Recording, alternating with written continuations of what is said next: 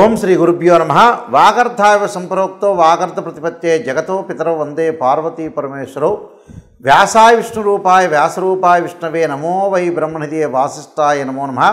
గురుబ్రహ్మ గురువిష్ణు గురుదేవో మహేశ్వర గురు సాక్షాత్ పరబ్రహ్మ తస్మై శ్రీ గురవే నమ. ఓం శ్రీమాత్రే నమ.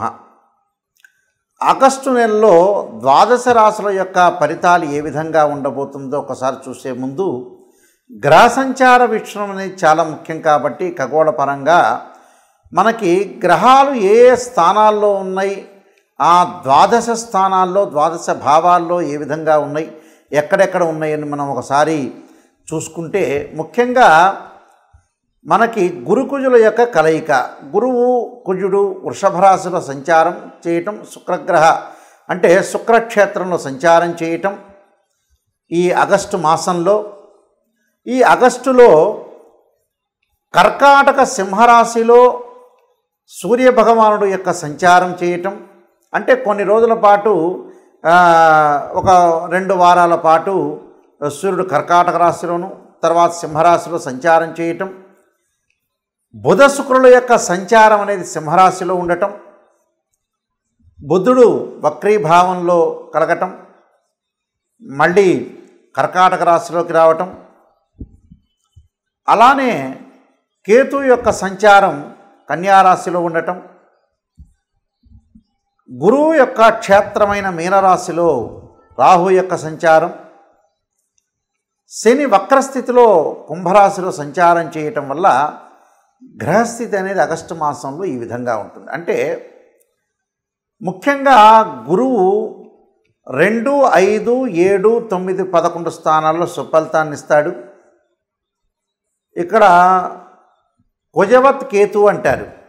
కుజకేతువులు 3, 6, 11 స్థానాల్లో సుఫలితాన్ని ఇవ్వటం. శనివత్ రాహు అంటారు. శని రాహులు 3, 6, 11 స్థానాల్లో సుఫలితాన్ని ఇవ్వటం. రవి సూర్యభగవానుడు 3, 6, 10, 11 స్థానాల్లో సుఫలితాన్ని ఇచ్చే అవకాశం ఉండటం. అలానే బుధుడు 2, 4, 6, 11 స్థానాల్లో మంచి ఫలితాలు ఇవ్వటం.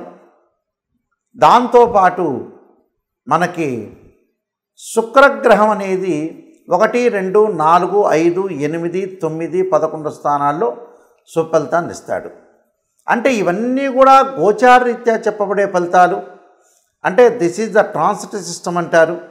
ఈ ట్రాన్సిట్ సిస్టమ్ ప్రకారంగా వాళ్ళ రాశి దగ్గర నుంచి ఒక్కొక్క గ్రహం అనేది ఈ రాశిలో ఉంటే మాత్రమే సుఫలితాన్ని ఇస్తాడని మీరు ప్రత్యేకంగా గుర్తుపెట్టుకోవాలి. ఆయా స్థానాల్లో లేదనుకోండి, కొన్ని స్థానాల్లో చెడు ఫలితాలను ఇవ్వటం, కొన్ని స్థానాల్లో మిశ్రమైన ఫలితాలు ఇచ్చే అవకాశాలు ఎక్కువగా ఉంటాయి.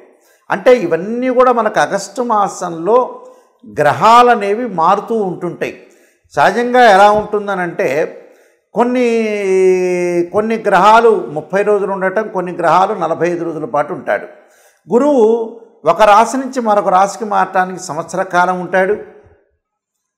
దానితో పాటు శని 2.5 సంవత్సరాల పాటు ఉంటాడు ఒక రాశి నుంచి మరొక రాశికి మారటానికి. అలానే మనకి రవి బుధ శుక్రగ్రహాలు 30 రోజుల పాటు, కుజుడు 45 రోజుల పాటు ఉంటాడు. అంటే రాహుకేతుడు 18 నెలల కాలం ఒక రాశి నుంచి మరొక రాశికి మారుతూ ఉంటాడు. ఇది మన గ్రహస్థితి, గ్రహ సంచార వీక్షణం. కన్యారాశి వాళ్ళకి ఈ ఆగస్టు మాసంలో ఏ విధంగా ఉండబోతుందో ఒక్కసారి మనం పరిశీలన చేస్తే ముఖ్యంగా కన్యారాశి వాళ్ళకి వ్యయస్థానంలో బుధ శుక్రుల యొక్క సంచారం, లాభంలో రవి, ఆ రవి కాస్త మార్పు జరిగి వ్యయంలో రవి ఉండటం, జన్మంలో కేతు యొక్క సంచారం, సప్తమ స్థానంలో రాహు యొక్క సంచారం, షష్టమ స్థానంలో శని వక్రస్థితిలో ఉండి పంచమ స్థానం యొక్క ఫలితాలని పడటం, భాగ్యస్థానంలో గురువు కుజుడు యొక్క సంచారం. ఈ సంచార వీక్షణాన్ని మనం ముఖ్యంగా చూస్తే ఏ విధంగా ఉండబోతుందో మనం ప్రత్యేకంగా చూడాలి. ముఖ్యంగా భాగ్యస్థానంలో గురువు యొక్క సంచారం వల్ల స్థిరాస్తుల విషయంలో లాభాలు, ఉద్యోగంలో ప్రమోషన్లు, ధనం కలిసి వచ్చే అంశాలు, ఆకస్మికంగా ధనలాభం, విజయం కలిగే అవకాశం, కులాచార విషయంలో కొన్ని పట్టింపులు, గౌరవాభివృద్ధి, అలానే స్త్రీ సౌఖ్యం, అలానే వృద్ధి కలగటం, సర్వకార్యముల యందు సర్వత్రా విజయం సాధించే అవకాశాలు ఎక్కువగా ఉండటం, ఉద్యోగపరంగా కూడా అనుకూలంగా ఉండటం, అలానే సుఖమైన జీవితం, వ్యాపార రంగాల్లో అనుకూలంగా ఉండటం, నూతన వ్యాపారాలు ప్రారంభం చేయొచ్చు, శత్రునాశనం, మంత్రసిద్ధి కలిగే అవకాశాలు ఎక్కువ ఉంటాయి. మంత్రసిద్ధితో పాటు అనుకున్న పనులన్నీ కూడా జీవితంలో సక్సెస్ అయ్యే అవకాశాలు ఖచ్చితంగా ఉండటం, ఉద్యోగులు సహ ఉద్యోగులతోటి కొలిగితోటి మంచి సంబంధాలు కొనసాగించడం, సరైన నిర్ణయాలు తీసుకోవటం, సరైన ఆదాయ మార్గాలు బాగా పెరగటం, అలానే వ్యాపారంలో అనుకూలంగా ఉండే అవకాశాలు ఎక్కువ ఉంటాయి. అంటే వ్యాపారం వృద్ధి కలుగుతుంది, సుఖము, సంతోషము, శుభకార్యక్రమాల నిర్వహణ, స్థిరాస్తుల్లో లాభం, ధనాదాయం కలుగుతుంది. అలానే లాభస్థానంలో కుజుడి యొక్క ఫలితం వల్ల కూడా మనకి అధికారుల వల్ల కొంత ఆటంకాలు లేకుండా ఉండటం, స్థానచలనము, వ్యవహారం అనేది అనుకూలంగా ఉండటం, అంటే వ్యవహారంలో వీళ్ళకి మందగతి ఏర్పడటం, ఎందుకంటే భాగ్యస్థానంలో కుజుడి యొక్క ఫలితం. ఆరోగ్యపరంగా అప్రమత్తంగా ఉండాలి, స్థానచలనము, అనారోగ్యము, అలానే విరోధ భావాలు, భూ సంబంధమైన విషయాల్లో కొంత జాగ్రత్తగా ఉండాలి. ఇలాంటి విషయాల్లో కుజుడు ప్రభావితం చూపిస్తూ ఉంటాడు. అంటే వాహనాల మీద వెళ్ళేటప్పుడు కూడా ప్రమాదాలు జరగకుండా, గాయాలు, శరీర రుగ్మతలు లేకుండా కాపాడుకోండి. దీని తర్వాత మనకి ముఖ్యంగా రవి కొన్ని రోజుల పాటు ఉంటాడు లాభంలో. ఉద్యోగపరంగా కొన్ని మార్పులు జరుగుతున్నా ఉద్యోగంలో గౌరవం సన్మానాలు జరగటం, అనుకూలంగా ఉండటంతో సహచరుల యొక్క మద్దతు జరిగే అవకాశాలు, తండ్రి యొక్క ఆరోగ్యం అనేది మెరుగుపడే అవకాశాలు ఎక్కువగా ఉంటాయి. వ్యయస్థానంలో బుధ శుక్రుల యొక్క సంచారం, అంటే బుధుడు యొక్క శుక్రుడు యొక్క సంచారం వల్ల కొన్ని పనులలో లేటు జరిగే అవకాశాలు ఉంటాయి, జాప్యం జరిగే అవకాశాలు ఎక్కువ ఉంటాయి. జాప్యం జరుగుతుంది కదా అని ఆందోళన చెందొద్దండి. కొంత రోగ వృద్ధి, భోజన సౌఖ్యం లేకపోవటం, అకాలంగా అకాల భోజనం అంటారు, భోజనం సరైన సమయానికి చేయలేకపోవటం, కార్యనాశనం, కొంతమందితో కలహాలు జరగటం, అలానే చోర బాధలు, భయము, నీచ స్థిరలతోటి సంగమం చేయటం, బుధ శుక్రుల యొక్క కలయిక వల్ల దేశాంతరము, విపరీతమైన భయాందోళన, కుటుంబంలో చిక్కులు రాకుండా చూసుకోవాలి. తెలివైన నిర్ణయాలు సరైన సమయంలో తీసుకోవటం వల్ల బాగుండే అవకాశాలు ఎక్కువ ఉంటాయి. అలానే జన్మంలో కేతు వల్ల కూడా కొంత యాత్రలు చేయాలనుకుంటారు, చేయలేకపోతారు.